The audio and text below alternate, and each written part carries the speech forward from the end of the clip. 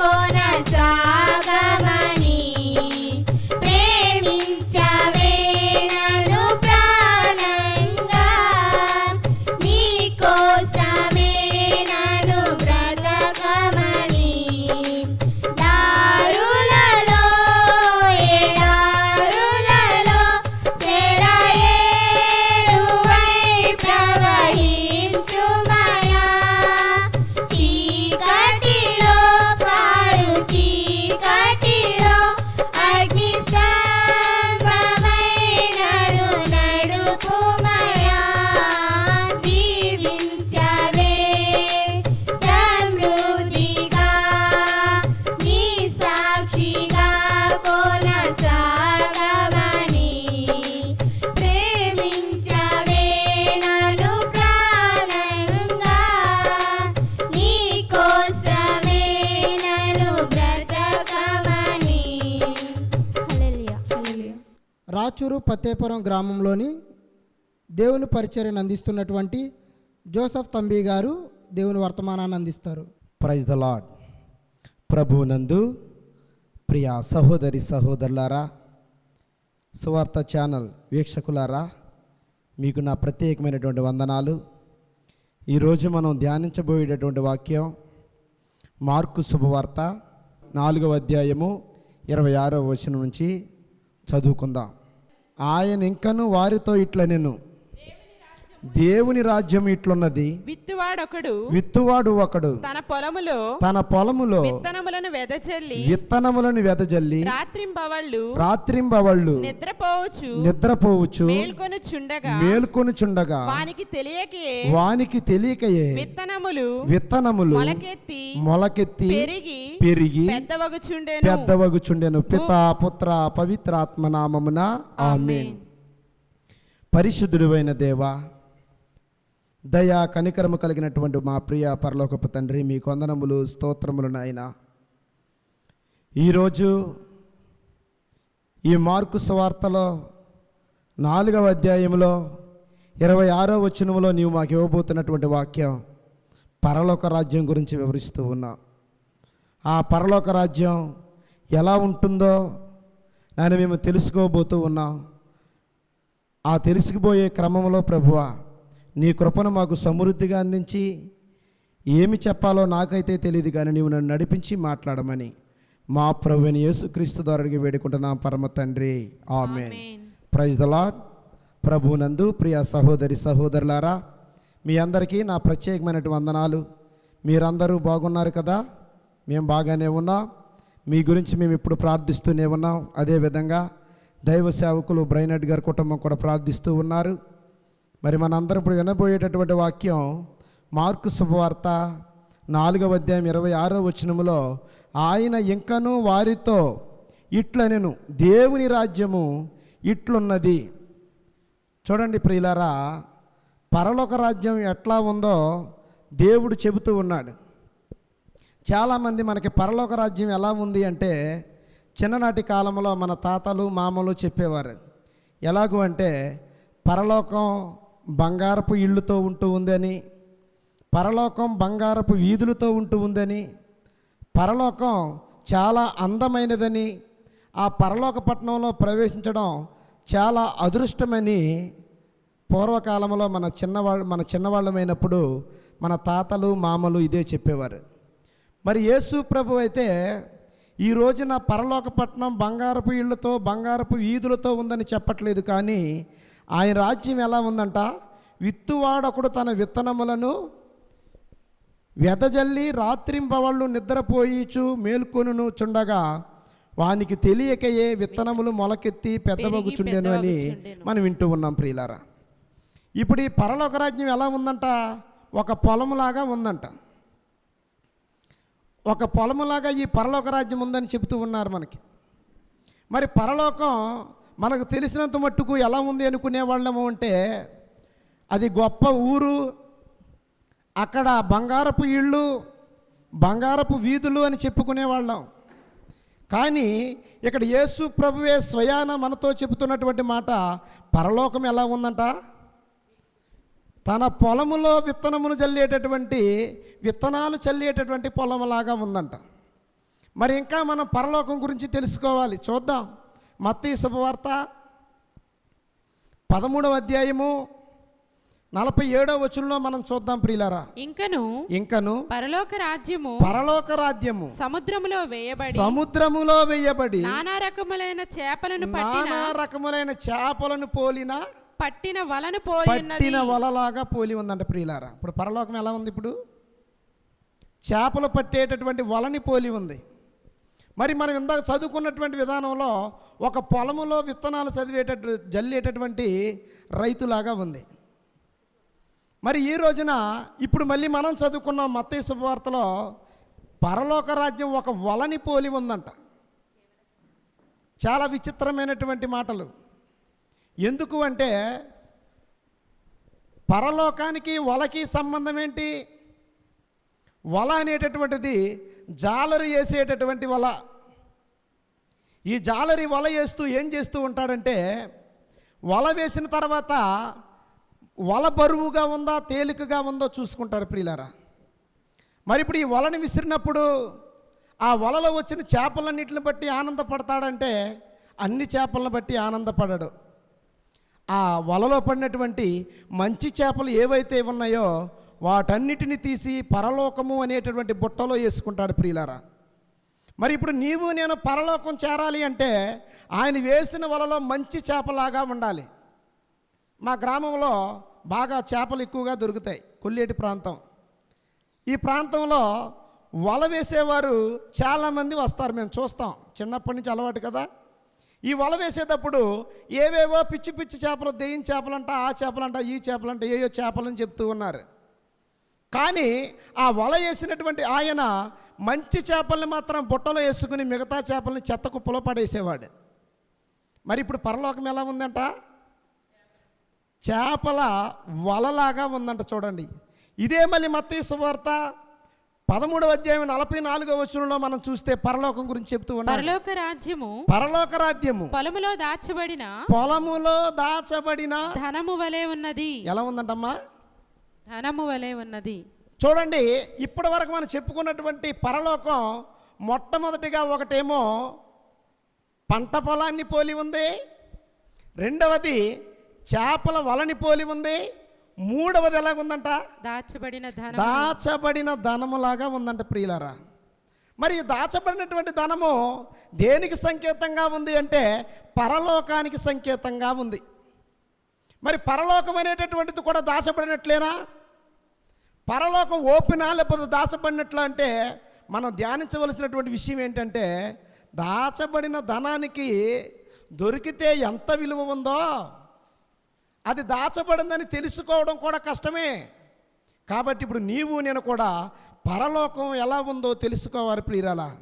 అదేవిధంగా మత్తయి శుభవార్త 13వ అధ్యాయం 45వ వచనంలో చూద్దాం.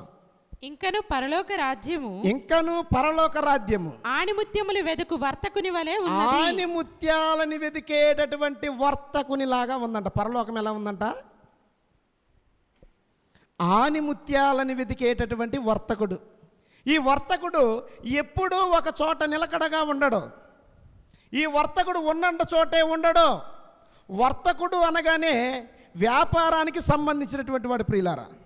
ఈ వ్యాపారానికి సంబంధించినటువంటి ఈ వర్తకుడు ఎక్కడెక్కడ విలువైనవి దొరుకుతాయో వెతుకుతా ఉండేవాడే వర్తకుడు.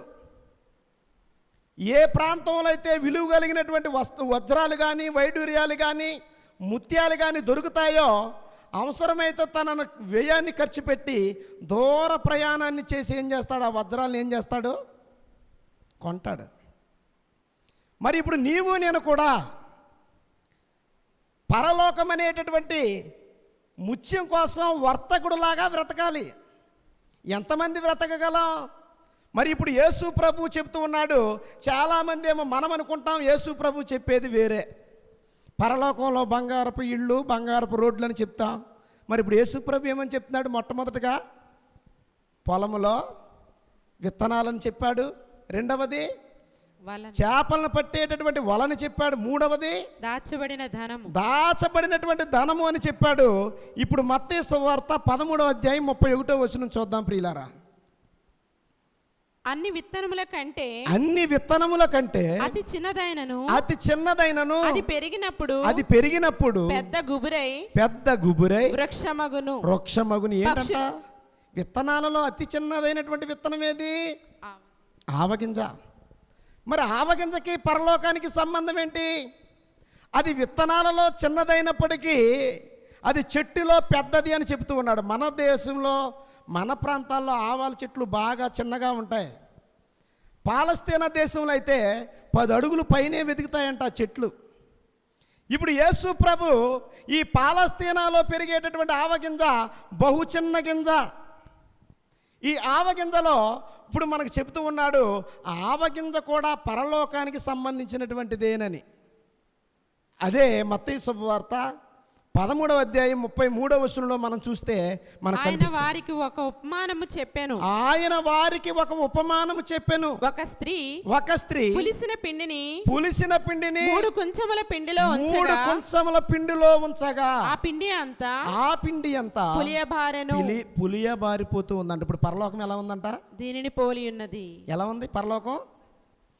పులిసిన పిండిలాగా. మరి చూడండి, పిండితో పోల్చడం ఏంటి పరలోకం? చేపల వలతో పోల్చడం ఏంటి? ఆవగింజతో పోల్చడం ఏంటి? పంట పొలంతో పోల్చడం ఏంటి? అందుకే ప్రభు చెప్తూ ఉన్నాడు, మీ ఆలోచనలు వేరు, నా ఆలోచనలు వేరు, నా పనులు వేరు, మీ పనులు వేరు. ఈ మానవులుగా ఉన్నటువంటి వాళ్ళు వెతుకుతారు, తిరుగుతారు, కానీ కావాల్సిందేదో పట్టుకోవాలనుకుంటాం, కానీ దొరకక ఏ చెయ్యి జారిపోతూ ఉంది ప్రియులారా. మరి ఇప్పుడు ఈ పరలోకం ఎలా ఉందంట? ఆవగింజవలే ఉందంట. మరి మత్తయి శుభవార్త 13వ అధ్యాయం 24వ వచనంలో మనం చూస్తే యేసు వారికి మరి ఒక ఉపమానము చెప్పెను. పరలోక రాజ్యము తన పొలములో మంచి విత్తనములను చల్లిన వానిని పోలి ఉన్నది. పరలోకం ఎలా ఉందంటే ఇప్పుడు మంచి విత్తనాలను చల్లేటటువంటి రైతు, సరి అయినటువంటి రైతు ఏదో తక్కువగా నాణ్య రకపు విత్తనాలు వస్తాయి జల్లేసుకుందాం అనుకోడు. ఎలాంటి విత్తనాలు తెచ్చి నాటాలనుకుంటాడు? సరైనటువంటి రైతు, మంచి రైతు నాణ్యమైనటువంటి విత్తనాలని. మరి ఈ విత్తనాలకి పొలానికి పరలోక రాజ్యానికి సంబంధం ఏంటి? ఉంది. పరలోక రాజ్యానికి సంబంధం ఉంది కాబట్టే దేవుడు ఇక్కడ మనకు తెలియపరుస్తూ ఉన్నాడు. ఇప్పుడు విత్తనాలు చల్లాలంటే ఎంత ప్రయాసపడాలి? పొలం చుట్టూ గడ్డి కొయ్యాలి, పొలాన్ని దున్నాలి, ఎత్తు పల్లాలు సరిచేయాలి, నీళ్లు పెట్టాలి, విత్తనాల్ని నానబెట్టాలి, మండి కట్టాలి, అవి మొక్కలు వచ్చేదాకా వేచి ఉండి నారుమళ్ళలో చల్లాలి. మరి చల్లిన తర్వాత ఆ మొక్కలని వృద్ధి చేసేది ఎవరో? కొరింథీయులకు రాసిన మొదటి లేఖ 3వ అధ్యాయం 7వ వచనం చూద్దాం. నిజమునకు విత్తువాడు నీరు పోయేవాడు ముఖ్యులు కాదు. ఎవరు కాదంట? విత్తనాన్ని నాటేవాడు ముఖ్యమైనటువంటి వాడు కాదు, నీరు పోయేవాడు ముఖ్యమైనటువంటి వాడు కాదు, దానిని వృద్ధి చేయవాడే ముఖ్యమైనటువంటి వాడు ప్రియులారా. అందుకే ఒక భక్తుడు పాడతాడు, విత్తినది ఒకరు, నీరు పోసింది వేరొకరు, ఎరువు వేసింది ఎవరైనను, వృద్ధి చేసింది నీవే కదా. విత్తేదొకరో, నీళ్లు పోసేదొకరో, ఎరువు వేసింది ఒకరో, కానీ ఈ ముగ్గురు ముఖ్యమైనటువంటి వాళ్ళు కాదు. ఎవరు ముఖ్యమైనటువంటి వాడు అంటే పెరుగుదలని వసిగే దేవుడే ప్రియులారా. ఈ పెరుగుదలకు తోడ్పడేటటువంటి వాడు దేవుడేనని, ఈ పెరుగుదలను ఇచ్చేది దేవుడేనని మనం గమనించాలి. ఇప్పుడు ఈ రైతు విత్తనాల్ని నారుమల్లో చల్లి వచ్చిన తర్వాత మొక్కలు రెప్పించగలడా? మొక్కలు రెప్పించేది ఎవరో? దేవుడే. వృద్ధి చేసేది ఆయనే. గింజలు పెట్టేది మన విత్తనాలని, మొక్కలని ఫలింపచేసేది మాత్రం దేవుడే. మనం అనుకుంటాం, చాలామంది ఏం చేస్తామంటే, అమ్మా మరియమ్మ నీ చేత్తో నాటమ్మా, మార్తమ్మ నీ చేత్తో నాటమ్మా, బాగా మొక్కలు వస్తాయని చెప్తాం. అక్కడ నల్ల చెయ్యి నాటిందా ఎర్ర చెయ్యి నాటిందని మనకెవరికి తెలీదు. ఆ మొక్కకు తెలియదు. మనం అనుకుంటాం నీవు నాటితే బాగా ఫలిస్తుంది అని చెప్పుకుంటాం, నేను నాటితే బాగా ఫలిస్తుందని చెప్పుకుంటాం. నిజానికి ఫలింపచేసేది ఎవరంట? దేవుడే. అందుకే ఉపదేశకుడి గ్రంథం అంటే ప్రసంగి గ్రంథంలో చూసుకుంటాం 11వ అధ్యాయం 5-6 వచనాల్లో చూస్తే మనకు కనిపిస్తుంది ప్రియులారా. ఏమని రాసి ఉందంటే అక్కడ, తల్లి గర్భమందు ఎముకలు ఏ రీతిగా ఎదుగునని నీకు తెలియదు. తల్లి గర్భంలో ఉన్నటువంటి బిడ్డ ఎదుగుదల ఎలా ఉందో మనకు తెలుసా? తెలియదు. ఎముకలు ఎలా పెరుగుతున్నాయో మనకు తెలుసా? అంటే దేవుడు విత్తనాన్ని కూడా అదే రూపంలో పెంచుతూ ఉన్నాడు ప్రియులారా. దేవుడు విత్తనాన్ని కూడా అదే పోలికలు ఇస్తూ ఉన్నాడు. అది ఎలా మొలకలుస్తూ ఉందో, ఎలా ఎదుగుతూ ఉందో, ఎలా ఫలిస్తూ ఉందో అది దేవునికి మాత్రమే తెలుసు. ఈ దేవుడికి తెలిసినటువంటి పని దీవించడం, ఆశీర్వదించడం, మొలకలు రెప్పించడం, ఫలింప చేయడం. మరి ఇప్పుడు గర్భిణీ స్త్రీలో మనం తెలుసుకున్న ఆ బిడ్డలో పెరుగుతున్నటువంటి బిడ్డ ఎముకలకు కానీ ప్రత్యేకమైనటువంటి ఏ అవయవాలు ఎదగాలన్నా ఎవరు కృప తోడుగా ఉండాలంట?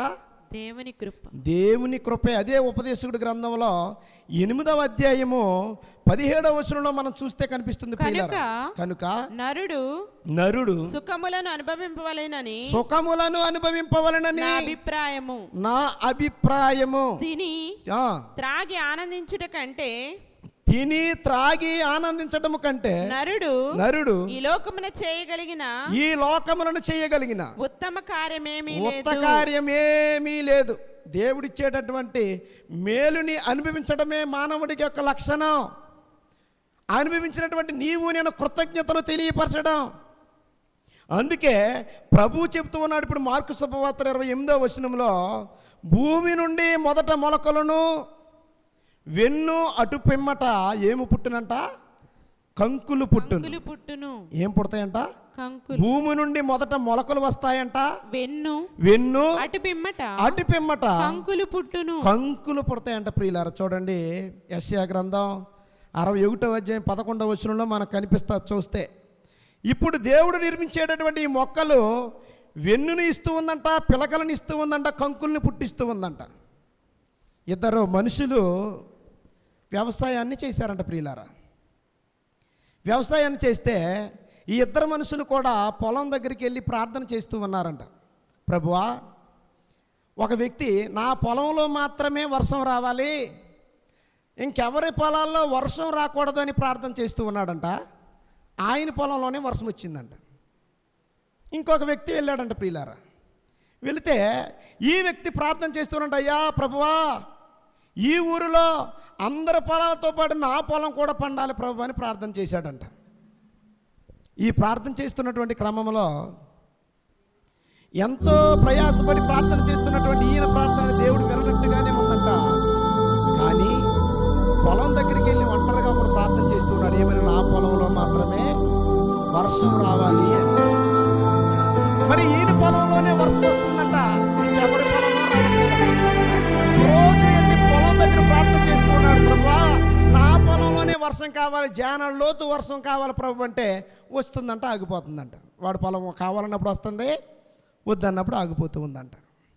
ఈ పక్కన ఉన్నటువంటి రైతు, ప్రభువా నా గ్రామం అంతా కూడా బాగోవాలైనా అందరి పొలాలు పండాలి ప్రభు అని వేడుకుంటూ ఉన్నాడంట ప్రియులారా. అప్పుడు వేడుకున్నటువంటి ఆయన ప్రార్థన దేవుడు విన్నట్లుగానే ఉంటూ ఉన్నాడంట.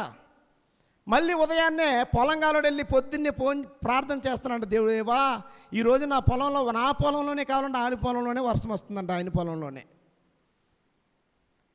అలాగే రోజు వెళ్ళి ప్రార్థన చేస్తూ నీళ్లు కురిపించుకుంటే ఆ ఒక్క పొలమైన చేను పచ్చగా ఉందంట, అందరి చేలు ఎండిపోవాలా పండాలన్నట్లుగా ఉన్నాయంట ప్రియులారా. ఉంటే ఇదే సమయానికి కొన్నాళ్ళకి పొలం కోతకు వచ్చిందంట.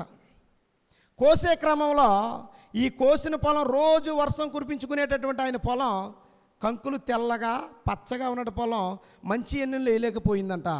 ఎండు పండు మీద ఉన్నటువంటి ఊరందరి పొలాలు బాగా పండాయంట. అప్పుడు ఈయన పిచ్చుకున్నటువంటి ప్రతి బస్తాల్లో ఎక్కువ ధాన్యమేమో ఊరందరి పొలాలు అవుతే రోజు వర్షం కురిసేటటువంటి ఆయన పొలం తక్కువ వడ్లు పండిందంట ప్రియులారా. అప్పుడు తక్కువ వడ్లు పండటంతో ఆయన దేవుణ్ణి అడుగుతూ ఉన్నాడంట, ప్రభువా నేను రోజు నిన్ను ప్రార్థన చేశాను కదా, నా పొలంలో ఎందుకు ఒడ్లు తక్కువయ్యాయి అని దేవుణ్ణి అడుగుతూ ఉంటే, నువ్వు వర్షం కావాలని అడిగావు కానీ పంట కావాలని ఏ రోజు నువ్వు నన్ను అడగలేదని చెప్పాడండి ప్రియులరా. ఇప్పుడు ఊరందరి పొలాలు, ఆయన పక్కన ఉన్నటువంటి పొలం ఎండిపోయినట్లున్నా కానీ ఒడ్డులు ఎక్కువయ్యాయంట. ఈ పచ్చని పొలం ధాన్యం తక్కువగా పండిందంట ప్రియులరా. మరి ఇప్పుడు ప్రభువు చెప్తూ ఉన్నాడు, భూమిలో నుండి మొదట మొలకలను వెన్ను అటు పిమ్మట కంకులు పుట్టెను. పంట పండినప్పుడు కోతకాలం వచ్చిందని సేద్యగాడు వెంటనే కొడవలతో కొయ్యనారంభించెను. కోత సమయానికి కొడవలతో ఏం చేస్తారు? పొలాన్ని కోసివేస్తారు. కోతకాలం వచ్చిందని సేద్యగాడు వెంటనే కొడవలతో కోసాడండి ప్రియులారా. కొడవలతో కోసాక ఏంటి కార్యక్రమం అంటే, కుప్ప నూర్చాలి, వడ్లని ధాన్యాల్ని చేటతో ఎగరపోయాలి. ఈ ఎగరపోసే సమయంలో ఈ మంచి గింజలన్నీ కాళ్ళు దగ్గర పడతాయి, చెడ్డ గింజలన్నీ బయట పడతాయి. మరి ఇప్పుడు ఈ రెండిటిని మళ్ళీ ఎడగొట్టి ధాన్యపు వారున్నటువంటి గింజల్ని ఆగడిపోతా అంటారు. వీటిని, ఈ ఆగడిపోత గింజల్ని మళ్ళీ పోసి మంచి గింజలన్నీ ధాన్యపు రాసులో కలిపి ఈ తప్పలుగా లేదంటే తాలు గింజలుగా ఉన్నటువంటి గింజలకి అగ్గు పుల్లను గీసి అంటిస్తారు. ఇప్పుడు పరలోక రాజ్యం కూడా ఎలాగుందంట? పంట పొలంలాగా ఉంది. ఈ పంట పొలంలో మంచి ధాన్యాన్ని చేర్చుకుని గిడ్డంగుల్లో పెట్టుకుంటా తాలి గింజలల్లా అంటించి వాటిని నిప్పు రాజేసి ఎగరపెట్టేస్తారు ప్రియులారు. ఇప్పుడు నీవు నేను కూడా పరలోకానికి మార్గం ఏటో తెలుసుకున్నాం. ఆ పరలోక మార్గంలో మనం ప్రయాణించాలి అంటే మంచి గింజల వలె సత్తువు కలిగినటువంటి గింజలలాగా నీవు నేను ఉండాలని ప్రభువు కోరుతూ ఉన్నాడు. అలా నీ జీవితం నా జీవితం దేవునికి అనుకూలంగా మార్చుకుని ప్రభువుని మనందరం పరలోకంలో చేరే విధంగా ఆయనను వెంబడిద్దాం. ఈ చిన్న వాక్యాన్ని దేవుడు దీవించునుగాక. ఆమేన్. Praise the lord. Praise the lord. మరి చక్కని శ్రేష్టమైన వాక్యము, పరలోక యొక్క రాజ్యం యొక్క గొప్పతనాన్ని గురించి మరి శ్రేష్టమైన మాట అందించిన దేవుని సేవకులు జోసఫ్ తంబి గారికి నా ప్రత్యేక వందనాలు. ఈ సమయంలో ప్రార్థన చేసుకుందాం. పెత్తబడిన వాక్యాన్ని బట్టి ప్రార్థన చేద్దాం. అలాగే ఈ యొక్క వాక్యం ఈ యొక్క సువార్త టీవీ ద్వారా అలాగే మన యూట్యూబ్ ఛానల్ ద్వారా మిమ్మల్ని ఆత్మీయంగా బలపడినట్లయితే, మరి ప్రేరేపణ కలిగిన వారు మరి మీ కుటుంబాల్లో ఏదైనా మరి పుట్టినరోజు కానీ పెళ్లి రోజు కానీ ఎవరైనా మరణించినప్పుడు వారి జ్ఞాపకార్థం కానీ మరి యొక్క టీవీ ప్రోగ్రామ్కి స్పాన్సర్ చేయాలని అనే ఆశ కలిగి ఉంటే మా స్క్రీన్ మీద మా యొక్క నెంబర్ కనపడుతుంది. మరి ప్రేరేపణ కలిగిన వారు ఈ యొక్క పరిచయను బలపరచవలసిందిగా ప్రభు సేవకునిగా తెలియపరుస్తున్నాం. ప్రార్థన. ప్రేమ స్వరూపుడైన తండ్రి, కృపగల దేవ, ఈ శ్రేష్టమైన విలువైన సమయంలో దీనదాసుని ప్రభా కొన్ని నిమిషాలు నిలబెట్టుకొని పరలోక రాజ్యం యొక్క గొప్పతనాన్ని గురించి చక్కని మాటలు తెలియపరుచున్నారు తండ్రి. ఆ మాటల ద్వారా ఈరోజు ఈ వాక్యం ఎవరినైతే బలపరుచున్నారో వారందరి జీవితాల్లో శ్రేష్టమైన జీవితాన్ని సంపాదించుకుని కృపనందించి నీ వాక్కుతో బలపడి అయా మీరిచ్చే రక్షణ భాగ్యం పొందుకుని చివరికి ప్రభు నిత్యరాజ్యను చేరుకునే కృపను ప్రతి ఒక్కరికి మా అందరికీ అందించమని ప్రార్థన చేస్తున్నాం. సేవకులను వారి కుటుంబాన్ని వారి పరిచయను దీవించండి. ఈరోజు ఈ యొక్క కార్యక్రమం వీక్షిస్తున్న ప్రతి బిడ్డలు కూడా జ్ఞాపకం చేసుకోండి. సువార్త టీవీ ద్వారా, the power of God's word YouTube channel ద్వారా వీక్షిస్తున్న ప్రతి బిడ్డలు కూడా దీవించండి. ఈరోజు మమ్మల్ని ఎవరైతే ప్రార్థన సహాయం అడుగుతున్నారో వారందరి కొరకు మేము ప్రార్థన చేయించుండగా ప్రార్థన ఆలకించి ప్రార్థనకు ప్రతిఫలం అందించమని మహిమానికి ఘనతని అర్పిస్తూ యేసు నామమున అడిగి వేడుకుంటున్న పరమ తండ్రి, ఆమేన్. మన పరమ తండ్రి అయిన దేవుని కృప, ఆయన ఇచ్చిన ఆశీర్వాదం, ఆయన సన్నిధి సహవాసం మీకు మీ కుటుంబానికి ఉన్నతమైన భాగ్యాన్ని దీవించి ఆశీర్వదించునుగాక. ఆమేన్. పిత, పుత్ర, పవిత్రాత్మ నామమున ఆమేన్. Praise the lord. అందరికీ వందనాలండి.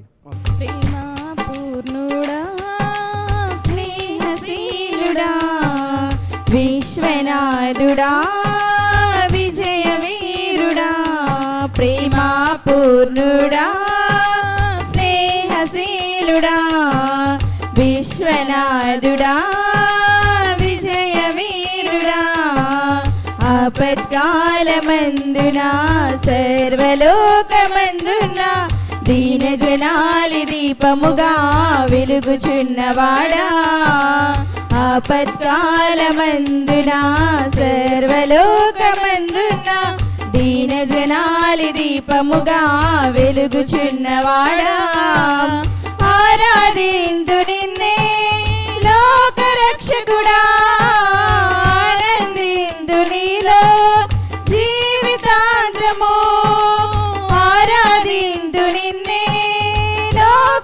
రక్షకుడా ఆనందింతు నీలో జీవితాంతము నీ కృప ఎంత ఉన్నతమో వర్ణించలేను స్వామి నీ కృపయందు తుది వరకు నడిపించు యేసయ్యా నీ కృప ఎంత ఉన్నతమో వర్ణించలేను స్వామి నీ కృపయందు తుది వరకు నడిపించు యేసయ్యా ప్రేమా పూర్ణుడా స్నేహశీలుడా విశ్వనాథుడా విజయ వీరుడా ప్రేమా పూర్ణుడా స్నేహశీలుడా విశ్వనాథుడా విజయ వీరుడా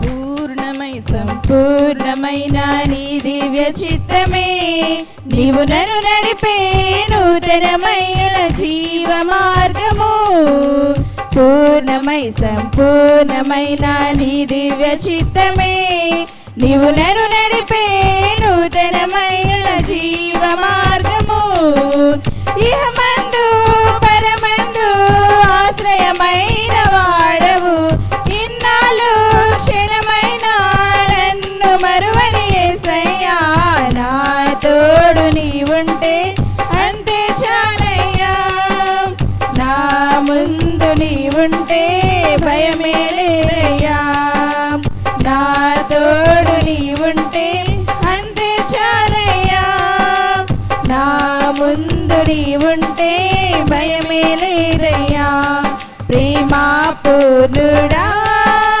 స్నేహశీలుడా విశ్వనాథుడా విజయ వీరుడా ప్రేమా పూర్ణుడా స్నేహశీలుడా విశ్వనాథుడా విజయ వీరుడా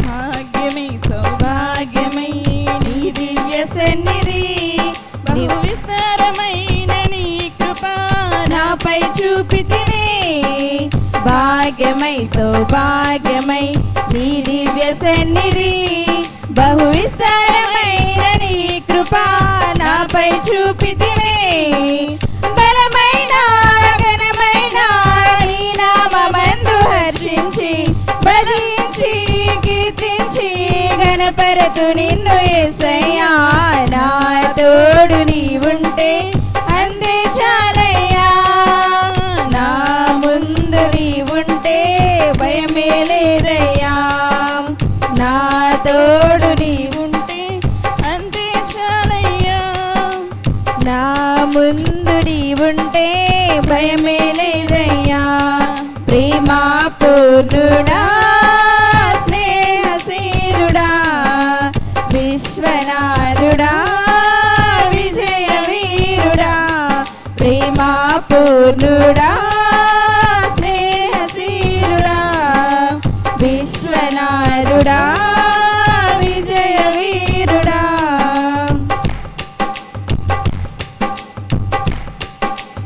నిత్యము ప్రతినిత్యము నీ జ్ఞాపకాలతో నా అంతరంగమందు నీవు కొలువైయున్నావులే నిత్యము ప్రతినిత్యము నీ జ్ఞాపకాలతో నా అంతరంగమందు నీవు కొలువైయున్నావులే నిర్మలమైన నీ మనసే నాకంకితం చేశావు నీతోనే జీవింపా నన్ను కొనిపోయేసయ్యా నా తోడు నీవుంటే అంతే చాలయ్యా నా ముందు నీవుంటే భయమే లేదయ్యా నా తోడు నీవుంటే అంతే చాలయ్యా నా ముందు నీవుంటే భయమే లేదయ్యా ప్రేమా పూర్ణుడా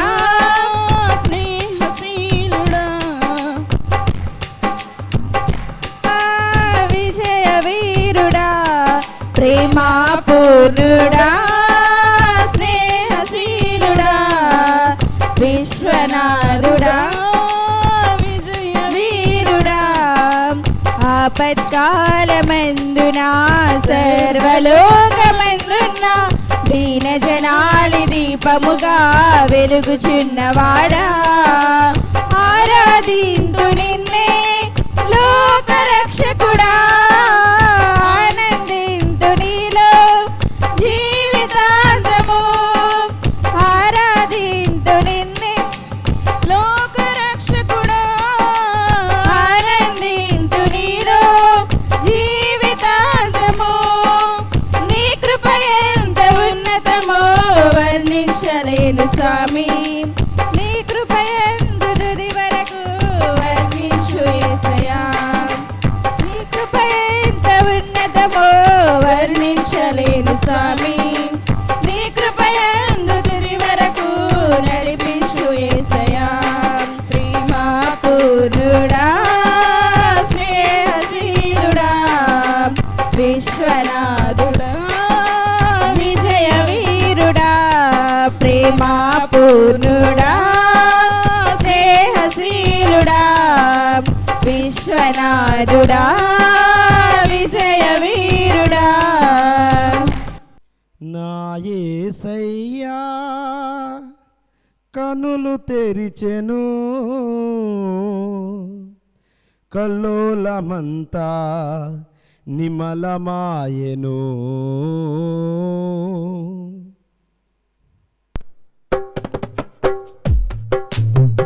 జీవిత యాత్రలో తుఫాను రేగగా జీవన నౌక అల్లాడిపోగా జీవిత యాత్రలో తుఫాను రేగగా జీవన నౌక అల్లాడిపోగా నా యేసయ్యా కనులు తెరిచెను నా యేసయ్యా కనులు తెరిచెను కల్లోలమంతా నిమలమాయెను జీవిత యాత్రలో తుఫాను రేగగా జీవన నౌక అల్లాడిపోగా అనుమానాలు అలలయ్యగయగా భయాల వానలు కలతలు తేగా అనుమానాలు అలలయ్యగయగా భయాల వానలు కలతలు తేగా నా యేసయ్యా కనులు తెరిచెను నా యేసయ్యా కనులు తెరిచెను నా భయములన్నీయు పారిపోయెను జీవిత యాత్రలో తుఫాను రేగగా జీవన నౌక అల్లాడిపోగా చీకటి రాత్రులు చిందులు వేయగా వెలుగుల రేఖలు వెలవెలపోగా చీకటి రాత్రులు చిందులు వేయగా వెలుగుల రేఖలు వెలవెలపోగా నా యేసయ్యా కనులు తెరిచెను నా యేసయ్యా కనులు తెరిచెను చీకట్లు పోయి వెలుతురాయెను చీకట్లు పోయి వెలుతురాయెను జీవిత యాత్రలో తుఫాను రేగగా జీవన నౌక అల్లాడిపోగా